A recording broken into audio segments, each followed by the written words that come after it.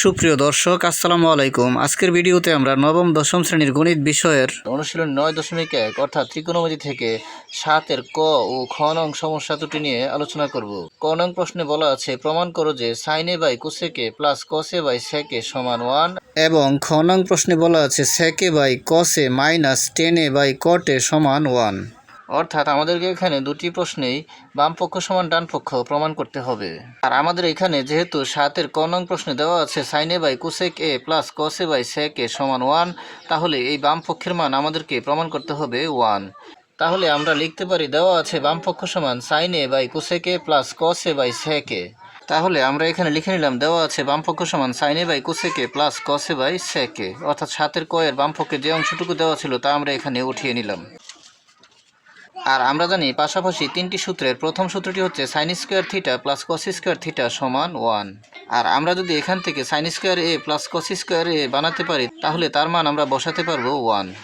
এখানে এই অংশে সাইন স্কোয়ার এ তৈরি করার জন্য আমাদেরকে এই লবকে আরেকটি সাইনের দ্বারা গুণ করতে হবে। আবার এই অংশে কস স্কোয়ার এ তৈরি করার জন্য আমাদের এই লবকে আরেকটি কসে দ্বারা গুণ করতে হবে।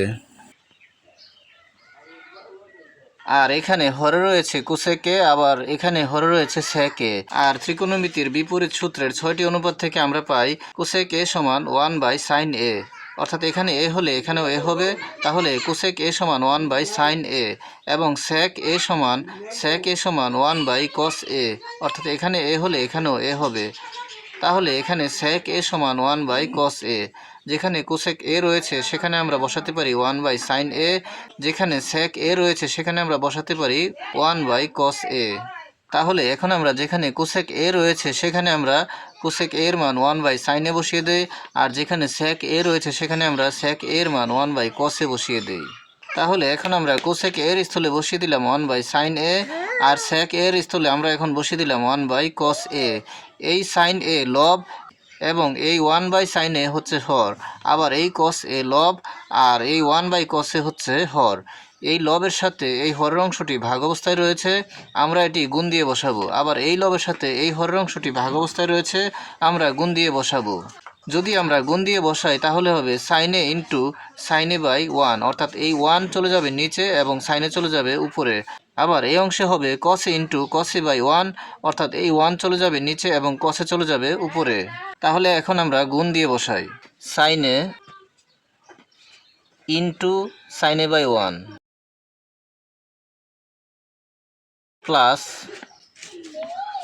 কস A into cos A by 1। যেহেতু আমরা গুণ দিয়ে বসিয়েছি তাহলে এই 1 চলে গেছে নিচে এবং এই সাইনে চলে গেছে উপরে। আবার এখানেও এই 1 চলে গেছে নিচে এবং এই কসে চলে গেছে উপরে। তাহলে এখানে আমরা পাই লবের সাথে লব গুণ এবং হরের সাথে হর গুণ। এই অংশের নিচে মনে মনে হর রয়েছে 1 এবং এই অংশের নিচে মনে মনে হর রয়েছে 1। তাহলে হরে হবে 1 1 1 আর লবে হবে সাইনে ইন্টু সাইনে। তাহলে আমরা লবে পাই সাইনে ইন্টু সাইনে সাইন স্কোয়ার এ। আর সব সংখ্যার নিচে যেহেতু মনে মনে 1 রয়েছে তাহলে এই 1-এর গুণফল আর নিচে লেখার প্রয়োজন নেই। তারপর প্লাস এখানেও কসে ইন্টু কসে অর্থাৎ কস স্কোয়ার এ। আর সব সংখ্যার নিচে যেহেতু 1 কল্পনা করা হয় তাহলে এই 1 আর লেখার প্রয়োজন নেই। তাহলে আমরা পাই কসে ইন্টু কসে সমান কস স্কোয়ার এ। আর আমরা পাশাপাশি সূত্রের প্রথম সূত্রটি থেকে পাই sine square theta plus cos square theta সমান 1। এখানে থিটার স্থলে এ বসালেই হয়ে যাবে, এখানেও থিটার স্থলে এ বসালেই হয়ে যাবে, অর্থাৎ সাইন স্কোয়ার এ প্লাস কস স্কোয়ার এ সমান 1। তাহলে আমরা এখানে সাইন স্কোয়ার এ প্লাস কস স্কোয়ার এর স্থলে আমরা বসিয়ে দিতে পারি 1 সমান ডান পক্ষ। তাহলে আমরা এখন লিখে দিতে পারি সুতরাং বাম পক্ষ সমান ডান পক্ষ প্রমাণিত। তাহলে আমরা এখানে লিখে দিলাম সুতরাং বাম পক্ষ সমান ডান পক্ষ প্রমাণিত। এখন আমরা 7-এর খ নং সমস্যাটির বাম পক্ষ সমান ডান পক্ষ প্রমাণ করব।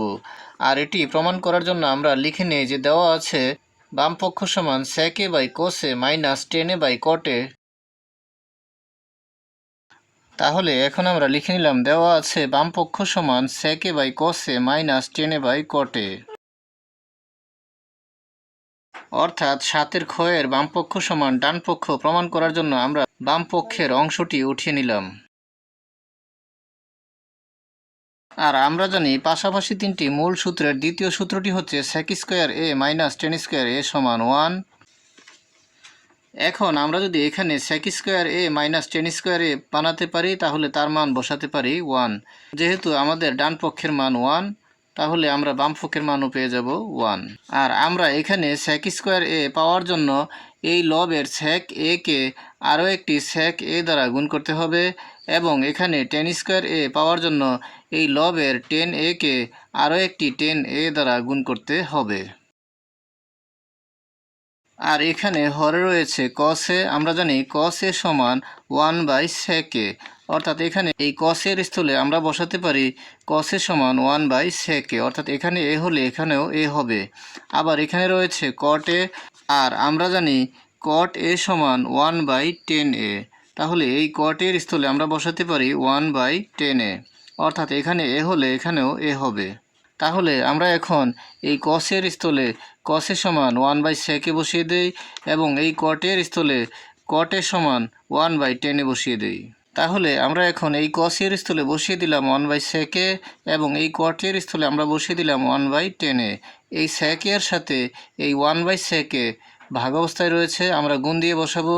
আবার এই tan এর সাথে এই 1/tan a ভাগ অবস্থায় রয়েছে, এটিকেও আমরা গুণ দিয়ে বসাবো। এখন আমরা যদি এই লবের sec a এর সাথে এই হরের 1/sec a কে গুণ দিয়ে বসাই তাহলে হবে sec a into sec a by 1, sec a into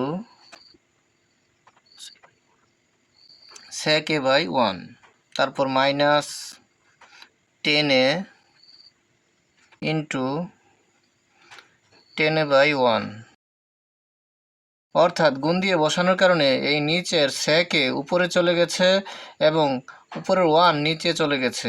তখন আমরা পেয়েছি sec a into sec a by 1, এখানে ছিল 1/sec a আর এখানে হয়ে গেল sec a বাই 1। তারপর tan a into tan a by 1, অর্থাৎ এই tan a উপরে চলে গেছে এবং 1 নিচে চলে গেছে। তাহলে আমরা এখান থেকে পাই sec a into sec a, অর্থাৎ sec স্কোয়ার a, এবং এখান থেকে পাই tan a into tan a tan square a। আর সব সংখ্যার হরেই মনে মনে 1 কল্পনা করা হয়, তাই এই 1 আর লেখার প্রয়োজন নেই। তাহলে এখান থেকে আমরা পাবো sec square a minus tan square a।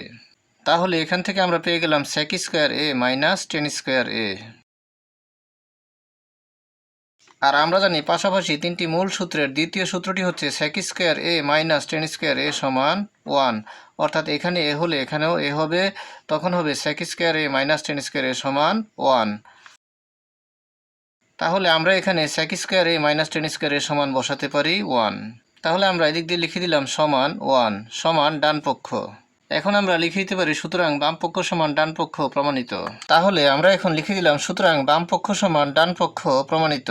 আজকের মতো এই পর্যন্তই। ভিডিওটি ভালো লাগলে লাইক কমেন্ট ও শেয়ার করে দিবেন, এবং চ্যানেলটি সাবস্ক্রাইব করে পাশে থাকার অনুরোধ জানিয়ে সকলের সুস্বাস্থ্য কামনা করে এখানেই শেষ করছি। আসসালামু আলাইকুম।